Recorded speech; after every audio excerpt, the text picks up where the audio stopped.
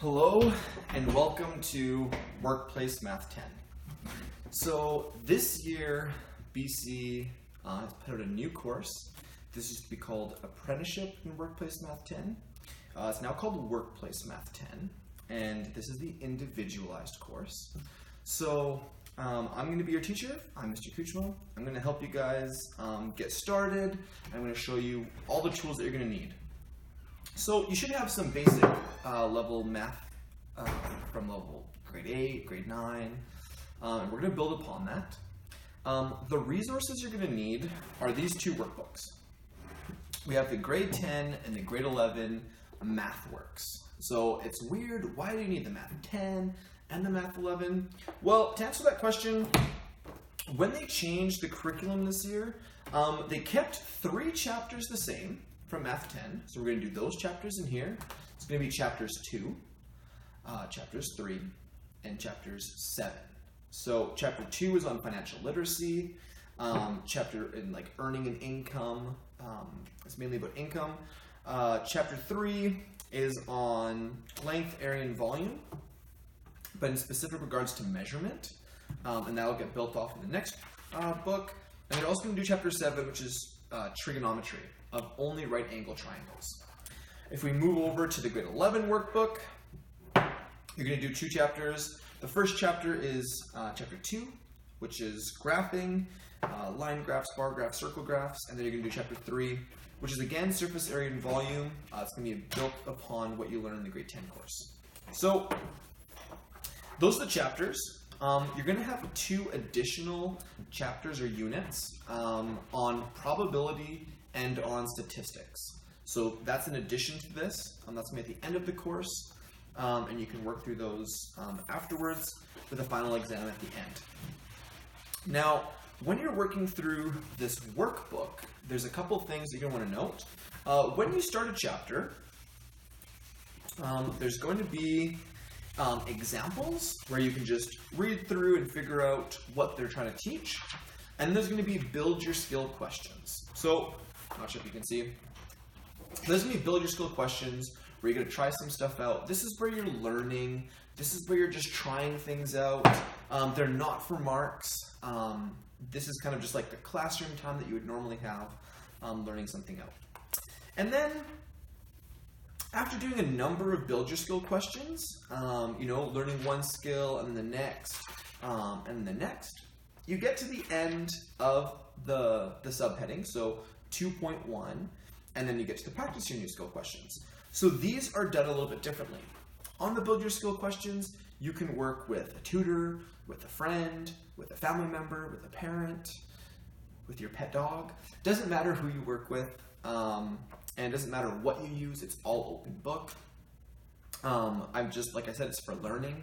But when you get to the practice your new skill questions, these are like your assignment. So I don't want you having any outside help from anyone else.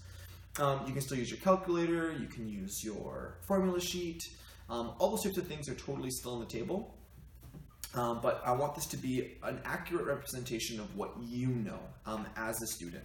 So this one's got on page 85 for this one, earning and income. There's 6 questions, and you go through and you try it out to the best of your ability. Usually each question will be worth like 2, so each one's worth 2. If there's like an A, B, C, then it'd be like 1 mark, 2 mark, 3 marks for A, B, and C. So this one's got 6 questions, so it'd be out of 12, because each one will be worth 2.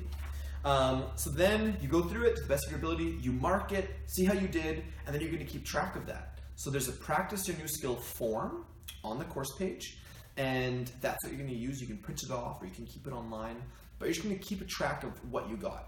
So when you submit that at the end of the chapter, so once you do the practice your new skills for 2.1, 2.2, 2.3, 2.4, you hand it in to me. That's how you tell me that you're ready for the test, and that's what comes after this. And if I look at it and I notice, hey, he did great on 2.1, 2.2, 2.3, but on 2.4, there was a really bad score. It was like 2 out of 10. I might want to Skype with you and just help you out with that unit so that you don't make those mistakes on the test. And then if you're good, once you submit those, your test does become available, And the test is in 2 parts. You have a multiple choice section first. You get 2 attempts. It's roughly 12 questions. And you do them all to the best of your ability. If you do really great the first time, awesome. If you don't, you got a second try. You can study up and try again. And after that multiple choice section, there's a written section. And so the written section will be a long answer section, roughly 5 questions, and you have to show all of your work. It's very important that you show all of your work. Even if you get the question wrong, I can still give you part marks based on what you've shown me. So after you've done the chapter test, you are done for that chapter. So there's 5 chapters within these. You're going to do build your skills questions, the practice your new skill questions, the multiple choice test, the written test, and then move forward.